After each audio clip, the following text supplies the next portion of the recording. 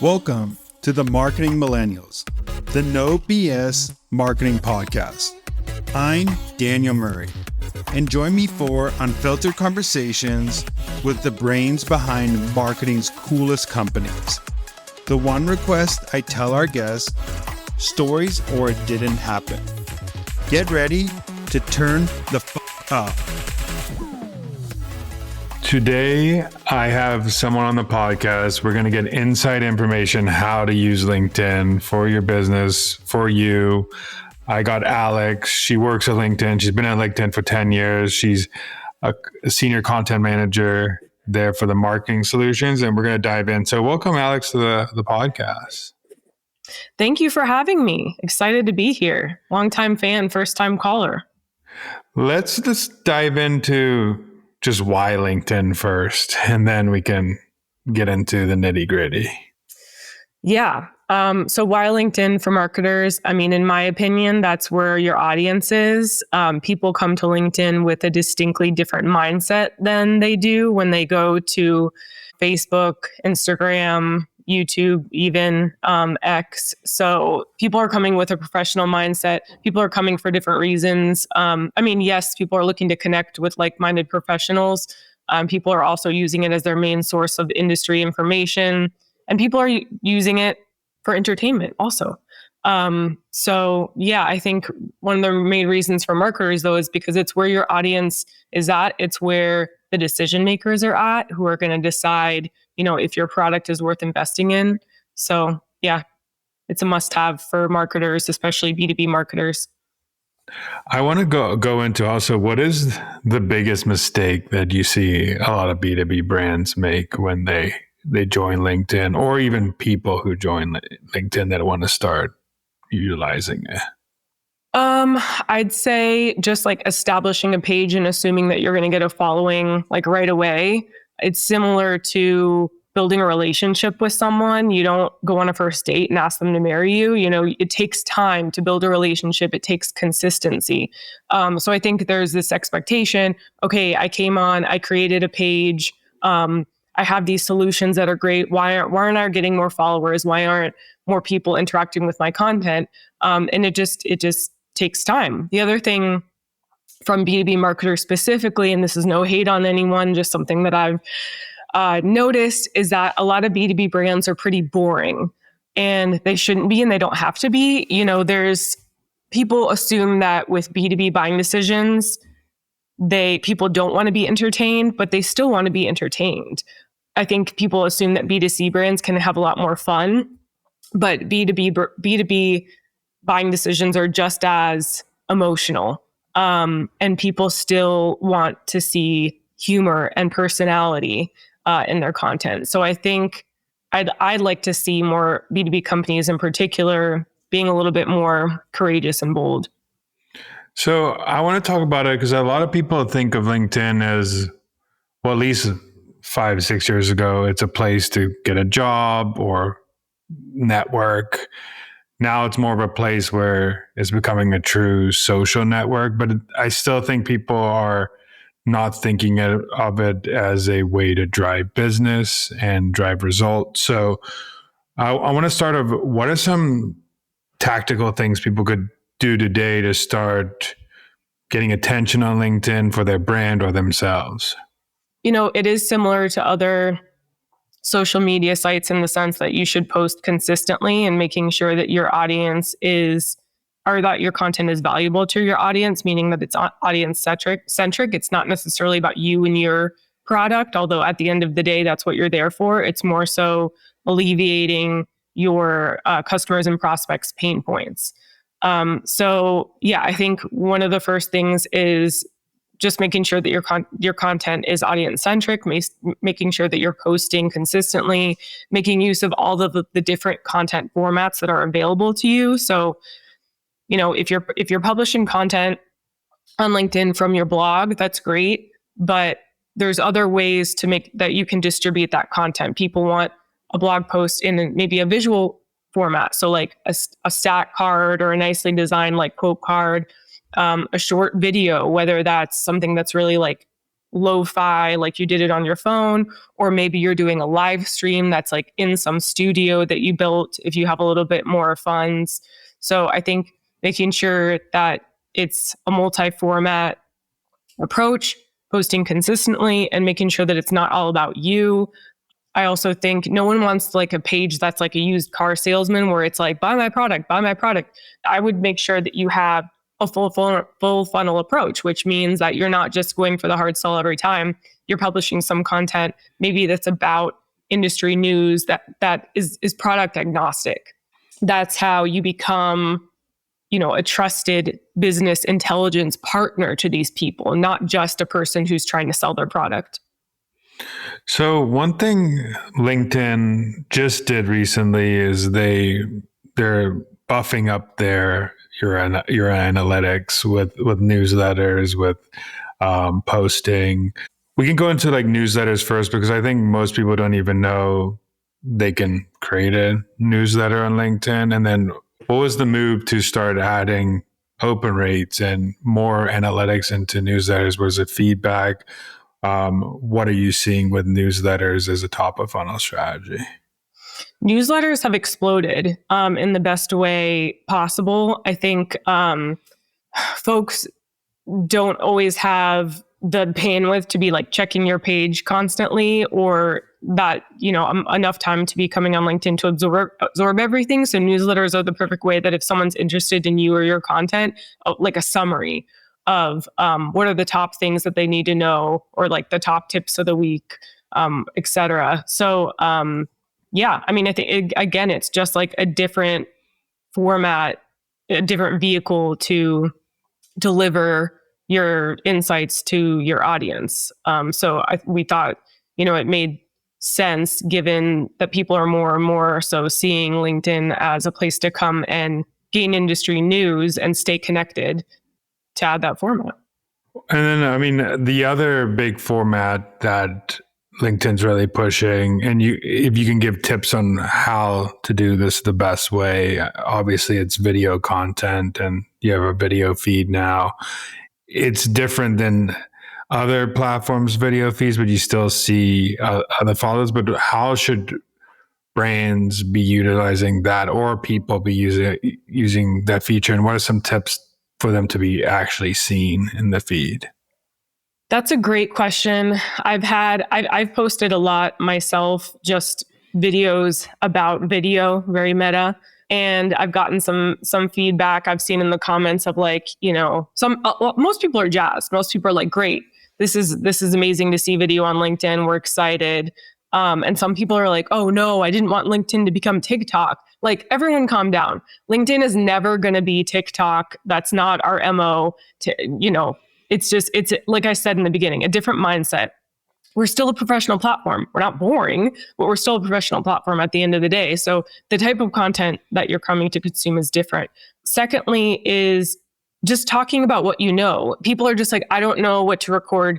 I don't know what to record. What should I talk about? I'm like, talk about what you know. It's the same stuff that you post on your blog. It's the same content that's on your website. It's just in a different format.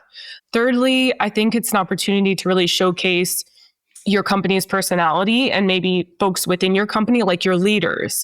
Because as we know, millennials and Gen Z, we're not just looking at a company and looking at the solutions. We're looking at the leaders, and even like what politics the leaders align with. What are there any sustainability practices or charitable practices within that company? We care more about the company as a whole and less just about like the products. So anyway, my point is, it's a great way to showcase your company's leaders, maybe some of your company's employees. At the end of the day, I believe that people buy from people, not from companies.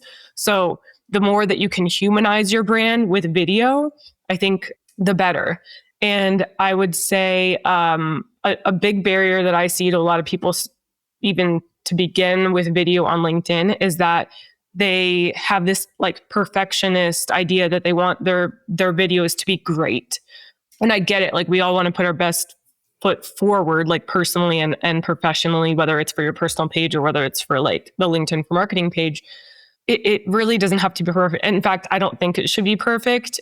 Whatever the inconsistencies are, or like the hair that's out of place, or like the dog barking in the background. All that stuff just makes you a lot more relatable. And over time, your videos are naturally going to get better. Like the first video I did, I look back now and I'm like, oh gosh, like that was terrible. I was so clearly reading off of like this cue thing that I'd set up for myself.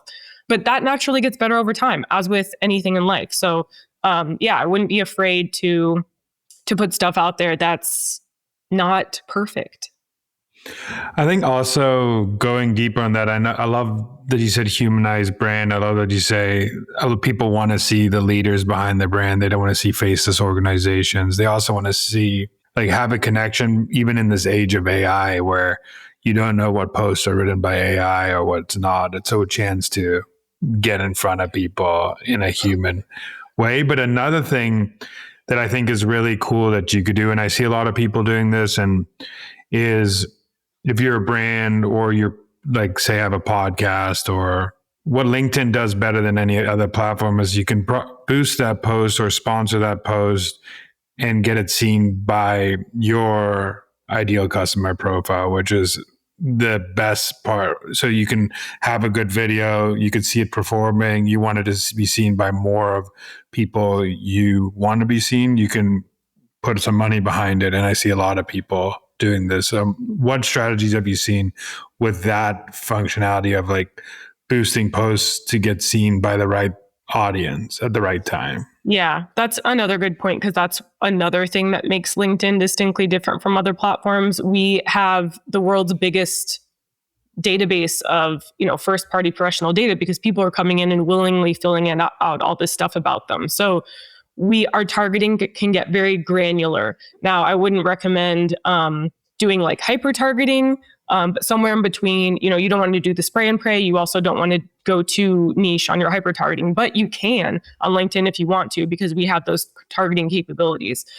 In regards to boosting a post, or whether it be video or otherwise, just because we do live in an age of, specific social media algorithms, you do have to pay to play, which is how I say it. Like you have to have budget to put paid behind your content, because in my mind, you should be spending around the 20-80 rule. It's the golden rule that we follow on my team. So spend 20% of your time creating content, 80% of your time strategically distributing it from a paid and organic standpoint. Because if you created something awesome and then you don't take the time to distribute it, you just publish it once or twice and assume your whole audience has seen it, then that was a waste of your time. So you want to make sure that you're kind of like slicing and dicing it into different formats, putting paid behind it. One strategy I see, if you're like hesitant to put paid behind something because you don't want to waste your money, you're not sure if it's going to work, is use your organic strategy as a testing bed, right? So like, you could post stuff organically and you notice that like this one blog post did really well, or this one carousel of images did really well. That's a good signal to you to inform your content strategy in the future. Oh, this hit a chord with my audience. Let's double click into that, or let's like find another variation of that and then put paid behind that, because you're almost certain that, this already resonated from an organic standpoint. The assumption is it's going to do much better if you put paid behind it.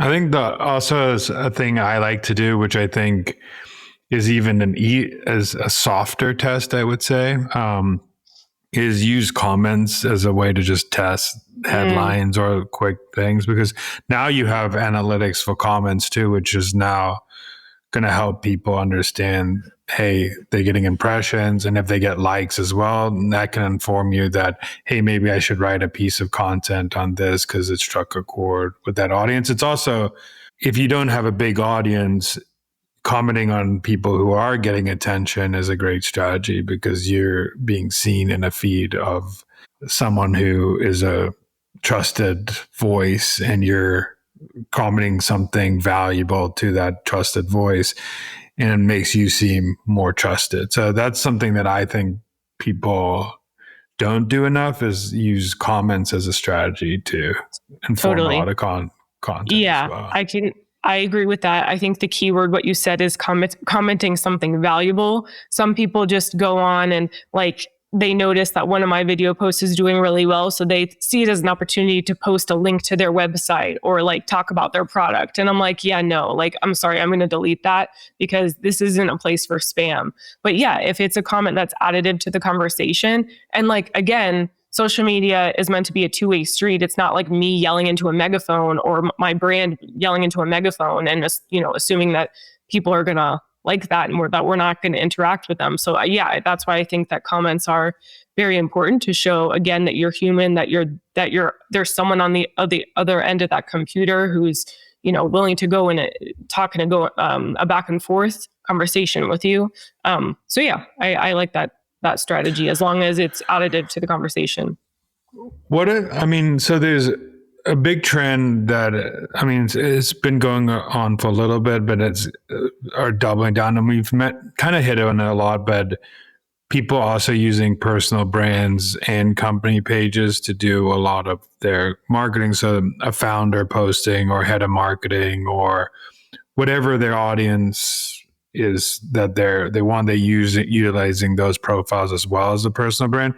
Part of the strategy of growing your brand or your company, do you recommend that you have some personal brands attached so you get seen more? Yeah, absolutely. I think it has to come from an authentic place. Like, one thing that's more unique to millennials and like Gen Z is that we're just hyper aware of when we're being when we're being marketed to. I feel like we can smell BS from a mile away. And so it has to come off as authentic. Like, this person was already posting, or this person, you know what I mean? Like, it can't be like, oh, the company clearly told this person to start posting, but they're very stiff and it's clear that they're not having a good time doing it. I think if you're having fun creating content, it comes across very clear to the consumer and they have a good time consuming it. But yeah, I think in general, it's important because it's like what we mentioned before, you're humanizing your brand. You're showing the people behind the organization that cause folks to just like your brand, have greater brand affinity. And I think at the end of the day, also, like, it doesn't hurt because it's just another way to stay top of mind. We always say that the brand that is bought is the brand that is remembered. So if people are seeing people that work at your company talking about stuff that's either associated with the brand or maybe stuff that's not associated with the brand, it just like builds the brand's credibility. Like, and for example, like I mentioned, I started posting videos about video with no intention of, just with the intention of trying to be helpful, right? Because video is a new format on LinkedIn. And our internal growth team approached me and they asked me if they could put some thought leader ads, which is also a new content format, behind some of those videos about video. And it turns out that those videos about video that didn't even mention LinkedIn video ads were some of our top converters over the past quarter. So it's just interesting. People want to hear from people. People are less, of course, you're gonna try sell people on video ads if you're the LinkedIn for Marketing channel. But if it's someone who works at LinkedIn who is, obviously associated, but also not pushing the product, just talking about like insider tips, that's going to do well. So we talked about, obviously, that one ad strategy is like having organic strategy, boosting that post, getting seen by more. But the other side of it is actually running ads and having an ad strategy. But could you give some insights of what the best brands are doing to be successful with LinkedIn actual ads on the platform, not sponsored posts?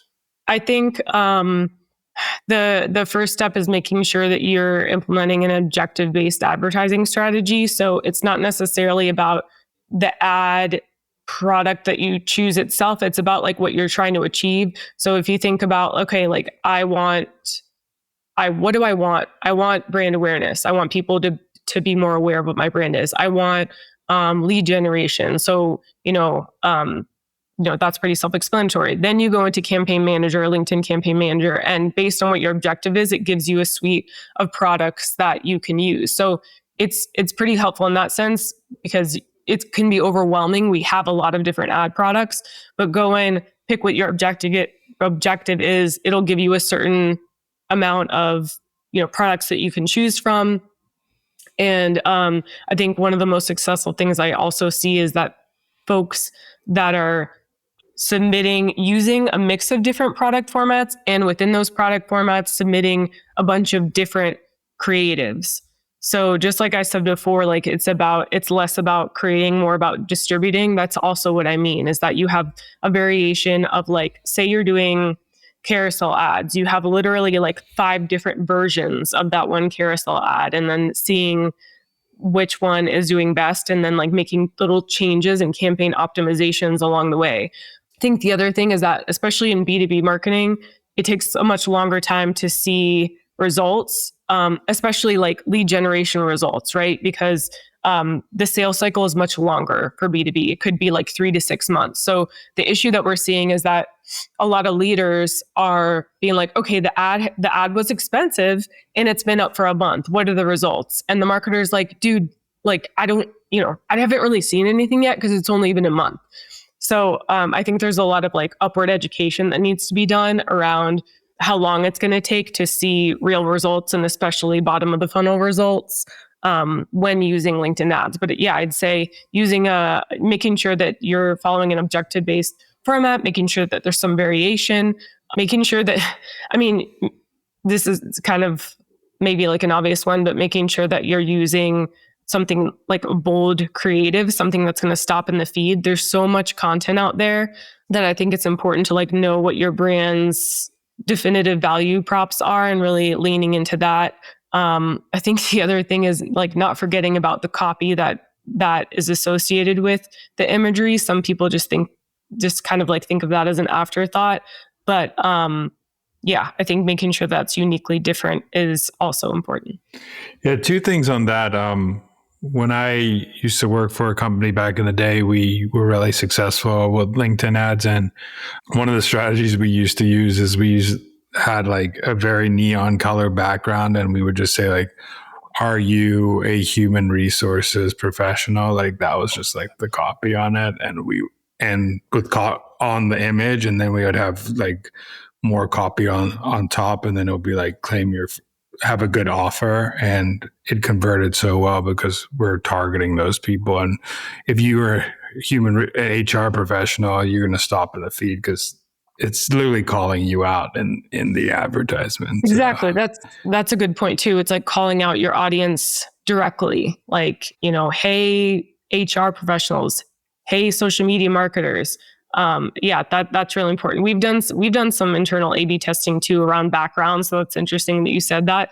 And we found, when there was one with a white background and one with like a darker, almost like wood-esque background, and the darker one won in the A/B test. Even everything else was the same on the image, same like caption copy. It was just the background. And I think it was just because the feed is white, the feed's gray.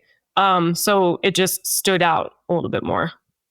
I think another thing that good advertisers do, and I feel like people forget, and this is why you should invest in organic strategy if you're going to do ads on any platform, is you need to have a company profile with some followers or some good stuff on there, or a good landing page. So if someone's going to scope you out when you are running an ad and you have 5 followers or 100 followers, it looks kind of sketchy in a way, even though followers are sometimes vanity metrics in some people's eyes, but I think it's also social proof in other people's eyes. So that's why focusing on having a company page with good content on there, a link to something that you really want, something that's your copy and your bio is telling them directly what you do and who you are, and showing personality on there is a great way to also have conversion, because it shows the followers of your company when you're running ads. So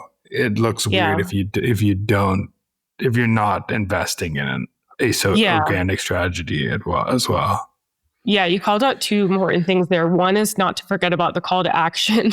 I don't know why I still have to say this, but like if you're going to run some kind of ad campaign, or even if it's just an organic post, make sure that you're sending people somewhere. So you're sending people to a landing page, you're sending people to the blog, what's the call to action? What's the next step that you want folks to take after they just consumed your post? The other thing is, I wouldn't put paid behind a campaign if it's, telling people to go back to look at your LinkedIn page and there's like nothing really there. There's not a lot of content there. There's not a lot of followers, like you said. You're not ready. You're not ready to put paid behind it quite yet. Unless, people do follower campaigns pretty like early on, but I think it's important to establish a good, consistent flow of content. Make sure that there's stuff on there so that when you're driving people there, they're not like, oh, this is a dead end. So yeah, that's really important.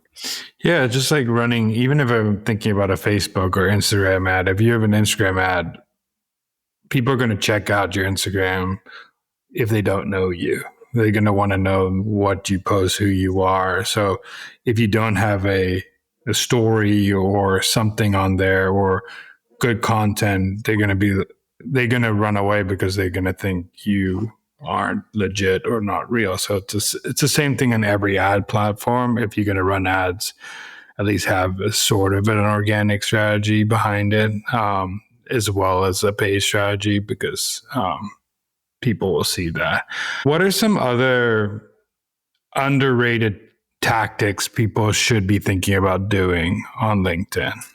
Yeah, I think not burying the lead is important. People, especially marketers, are pretty busy. So whether it's a video or it's, whatever format it is that you're publishing on LinkedIn, whether it's a blog post, make sure that you're very clear and pretty early on what it is that the marketer is going to learn from this. Because again, it's not about you. No one cares about you. People are consuming their content because they're hoping that it'll make them look good in some capacity. Maybe they're learning something. Maybe it's something that can communicate up to their bosses. Whatever it is, it's about them. So make sure pretty early on. And if it's a video, I'd say within the first 3 seconds, what it is that they're going to learn. In that same vein, making sure that it's snackable content.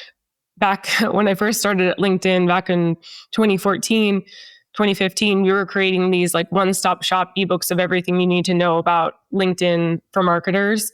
And it was like a 100-page ebook.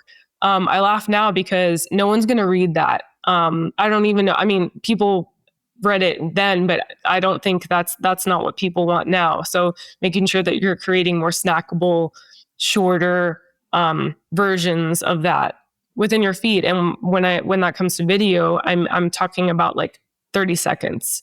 Like whatever you have to say, you can probably say in 30 seconds, maybe a minute. Unless you're doing a live stream, which is obviously a lot meant for a longer format. But even if you're doing a live stream and it's like you and me talking, or maybe like there's us in a like couple, there's 3 or 4 people talking, I'd say like keep it to 30 to 45 minutes max. I want to go into some rapid fire questions for you. Just oh no, don't worry, they're not going to be too crazy. But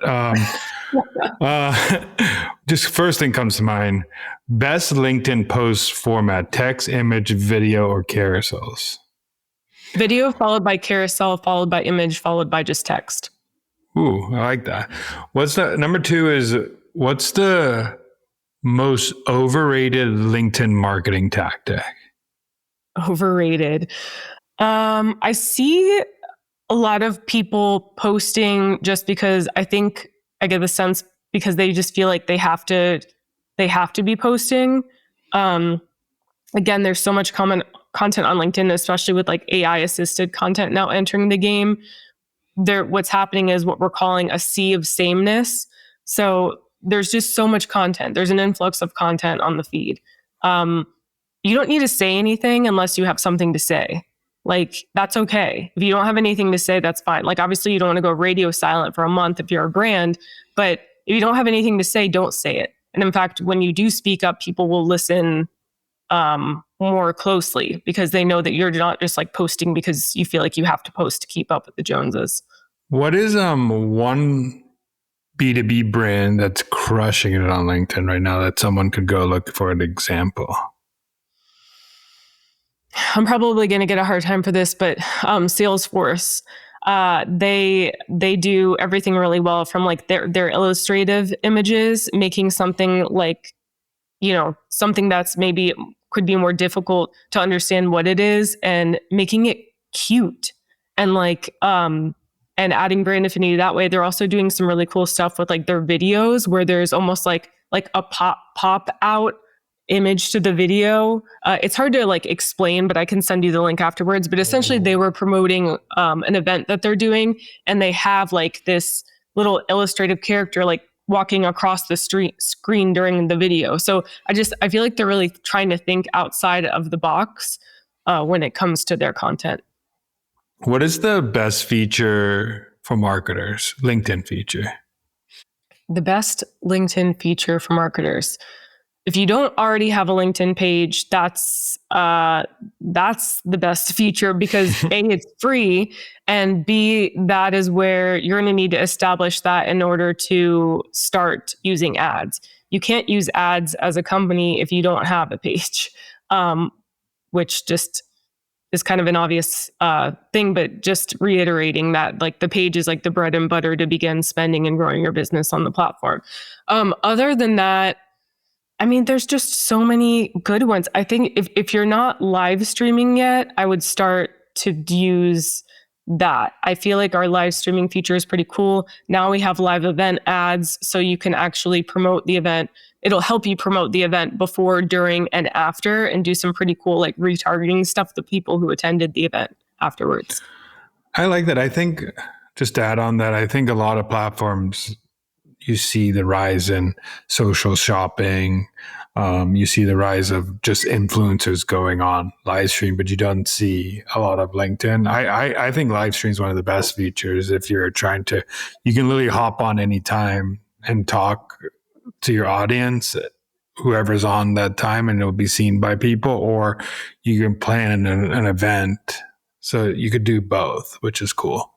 Yeah. And it's like, it's in the moment thing. Like when I come on and I see one of my favorite brands live streaming, I'm like, oh shoot, like there's this sense of timeliness. Like this is happening now. Like, let me hop on and hear what they have to say. But the other cool thing is that the content lives on far beyond the single day of the event, because when we do a live stream, then we chop it up to shorter social videos. We do a blog post around it. We like continue to talk about it long after the event to drive eyeballs to it. So there's a lot of different things you can do with it.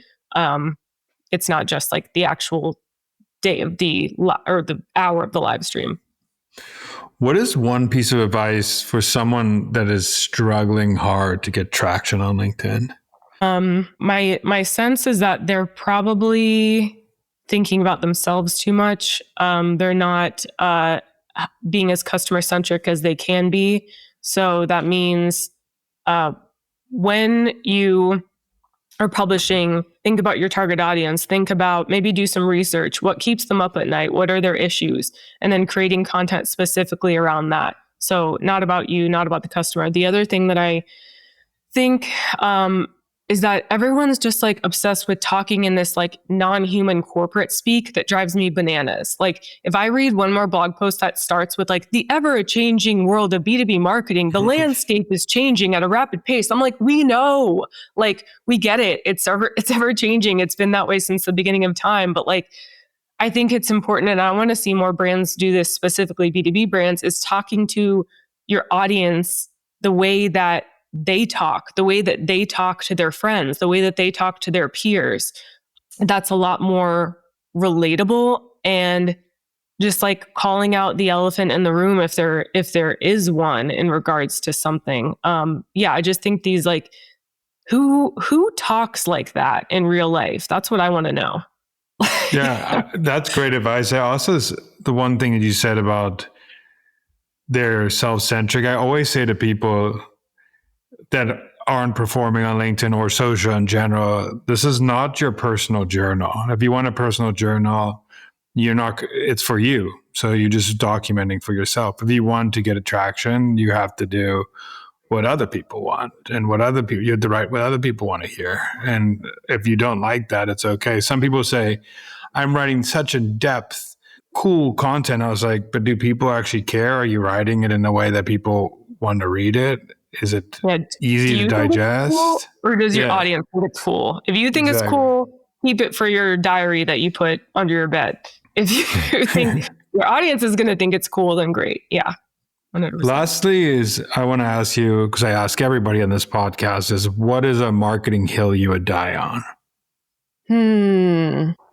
The marketing hill I'm going to die on is never underestimate the importance of top of the funnel content and investing in brand.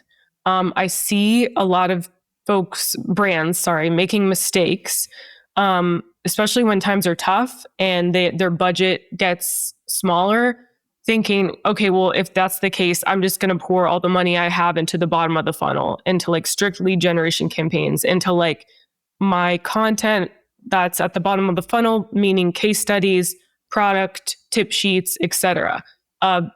That's not going to help. You're wasting your money.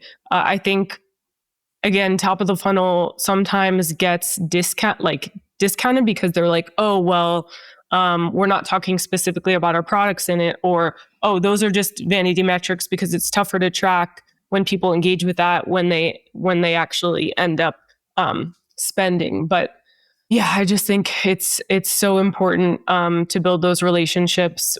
We do at LinkedIn every year a study in partnership with Edelman called the Thought Leadership Trust Barometer Report.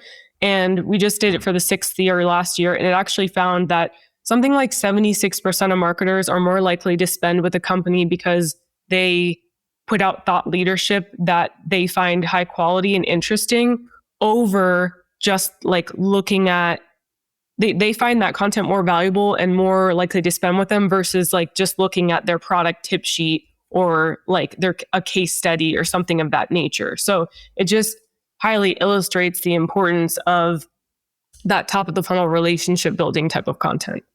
Yeah, expertise builds trust in B2B. And most B2B buying decisions, to be honest, are made by asking friends or doing research. Like they do. If you want to do demand capture campaigns, like getting case studies and for people who are about to buy, that's cool. But they already know about you, and most likely you're spending more and more people that already know who you are. Where like a big part of marketing is generating new eyeballs, new people to know who you are, and the best way to do that is through education, expertise, and entertaining. You want to build a relationship with someone, and so I totally agree with that. Lastly, where can people find you and what you're doing? You can follow me on LinkedIn. My handle is Alexandra. My name's Alex Rynne, but my handle is Alexandra Rynne, very formal. Last name is spelled Rynne. So follow me.